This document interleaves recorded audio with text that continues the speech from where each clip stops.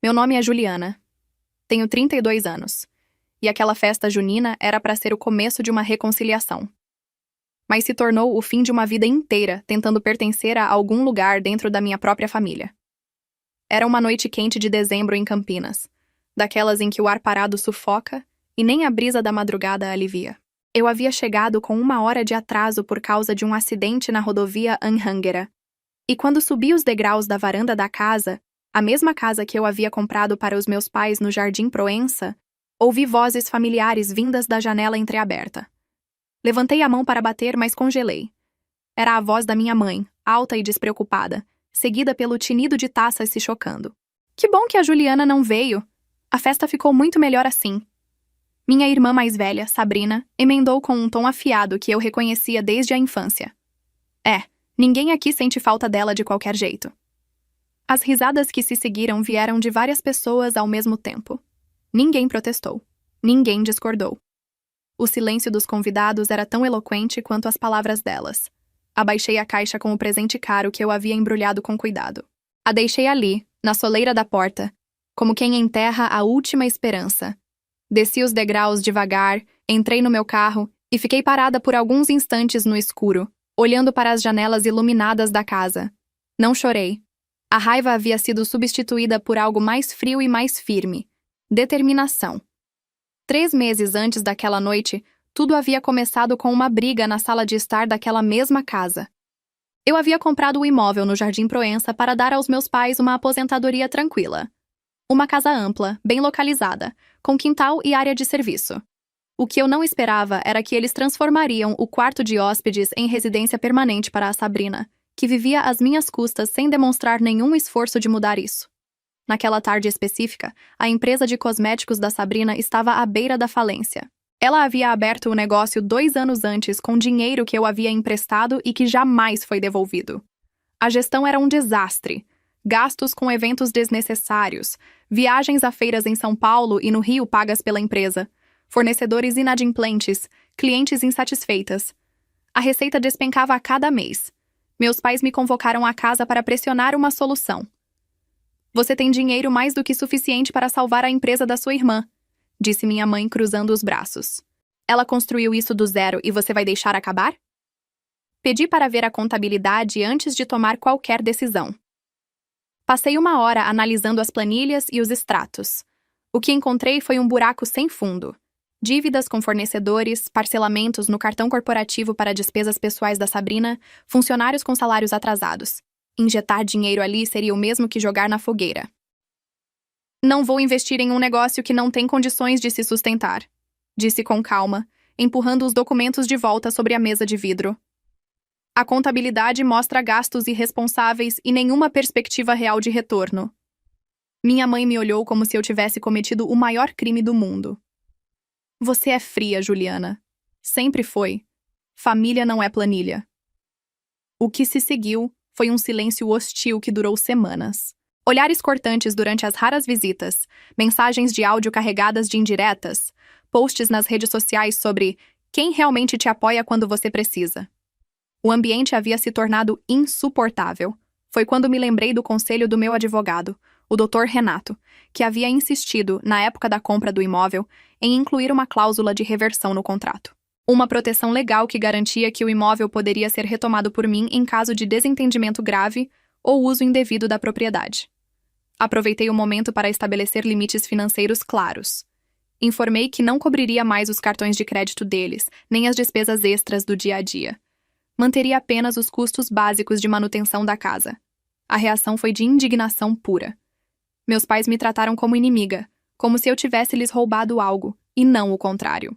Saí daquela casa sentindo um vazio pesado no peito, mas com a consciência limpa de que havia feito a única escolha responsável possível. 2 meses depois, algo começou a não fazer sentido.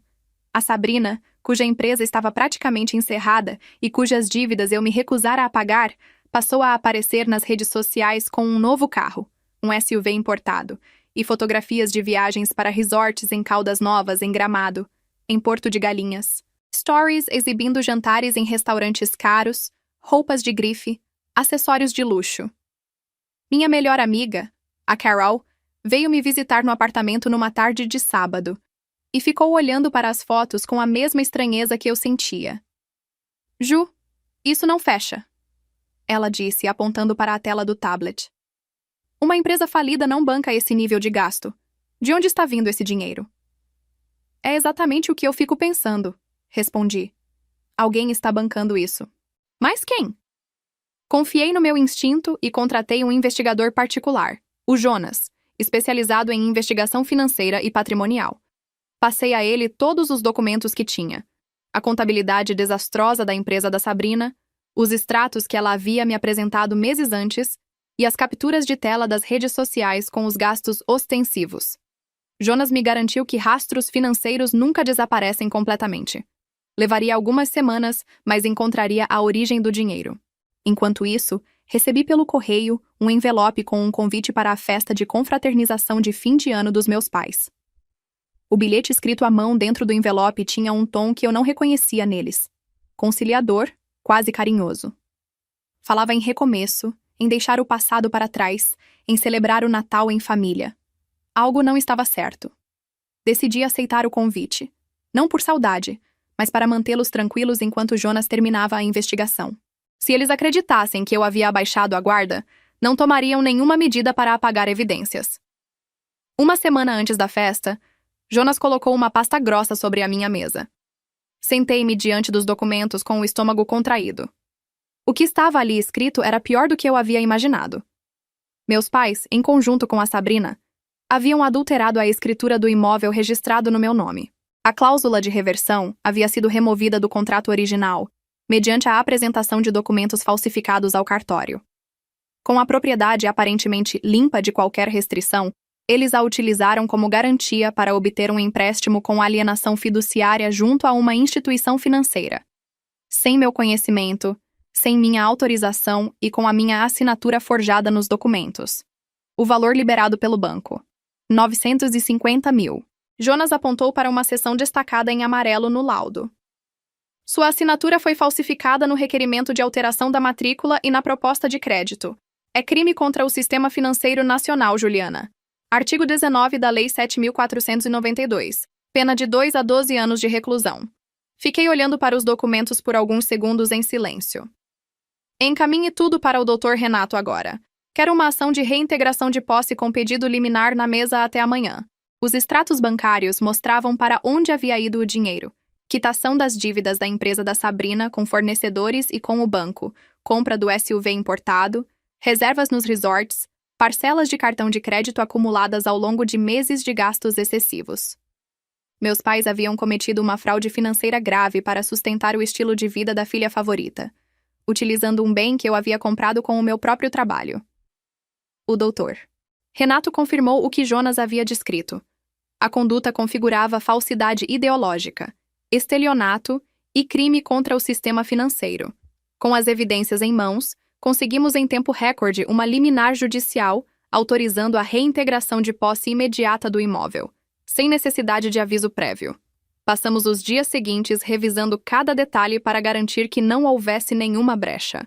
A festa de fim de ano seria a oportunidade perfeita para executar tudo de uma vez. Naquela noite quente de dezembro, depois de escutar o brinde comemorando minha ausência, voltei para o meu carro e liguei para o Dr. Renato. A liminar foi deferida hoje à tarde. Ele confirmou com voz séria. Você tem certeza que quer executar agora? Olhei para as janelas iluminadas da minha casa. As sombras dos convidados se moviam por trás das cortinas. A música estava alta. Execute, sem mais demora. 30 minutos depois, 2 viaturas da polícia militar pararam em frente ao imóvel. Os oficiais subiram a escada da varanda com o mandado judicial na mão e entraram na festa. A música foi cortada abruptamente. Os convidados foram orientados a se retirar. O frisson que se seguiu, os sussurros, o embaraço, os olhares perdidos. Tudo isso eu acompanhei do banco do motorista, do outro lado da rua, em silêncio absoluto. Sabrina tentou argumentar com os policiais. Minha mãe chorou alto. Meu pai tentou ligar para alguém, não sei quem. Nenhuma dessas reações teve qualquer efeito diante de um mandado judicial assinado por uma juíza. Em menos de 1 hora, os 3 saíram da casa carregando malas apressadamente montadas, com o que conseguiram juntar sob supervisão policial. A porta foi lacrada pela autoridade competente. Eu liguei o carro e fui embora sem olhar para trás. Na manhã seguinte, meu celular não parava de vibrar. A Sabrina havia publicado uma série de posts nas redes sociais se apresentando como vítima. Dizia que eu havia jogado minha família idosa na rua no Natal, que era fria e calculista, que havia destruído a família por dinheiro. A narrativa se espalhava rápido, e parentes distantes, tios, primos, pessoas que mal falavam comigo, começaram a me ligar e mandar mensagens indignadas. Meus pais foram ainda mais longe. Registraram uma denúncia no Conselho Tutelar do Idoso, alegando que eu havia submetido minha mãe e meu pai à situação de abandono e risco. Um assistente social apareceu no meu escritório no começo da tarde para uma entrevista de verificação. Recebemos uma comunicação de que a senhora pode estar em situação de instabilidade emocional que comprometa sua capacidade de gerir seu patrimônio, ele disse com cautela. Abri a gaveta da minha mesa com calma e coloquei sobre ela os laudos médicos do meu check-up anual, os extratos bancários pessoais organizados, os documentos do processo judicial em curso e os prints das mensagens em que meus pais demonstravam ciência do esquema fraudulento. Esses são os documentos que comprovam minha plena capacidade e a natureza da ação judicial. As pessoas que fizeram essa denúncia são as mesmas que estão sendo investigadas por falsidade ideológica e crime contra o sistema financeiro. O senhor pode verificar o número do processo. A denúncia foi arquivada na mesma tarde. Mas o movimento deles nas redes sociais havia chamado a atenção de um lugar inesperado. O próprio banco que havia liberado o empréstimo fraudulento. Com toda aquela repercussão pública, a instituição financeira iniciou uma auditoria interna dos documentos apresentados no momento da concessão do crédito. A equipe de compliance identificou inconsistências nas assinaturas e irregularidades na documentação da matrícula do imóvel. As contas associadas a Sabrina foram bloqueadas preventivamente enquanto a investigação corria. O Dr. Renato me ligou no fim do dia com uma voz que pela primeira vez soou aliviada. O banco formalizou a comunicação ao Ministério Público. A partir de agora, não é mais só uma ação civil, Juliana. É inquérito criminal. Uma semana depois, convoquei uma entrevista coletiva com jornalistas de 2 veículos locais.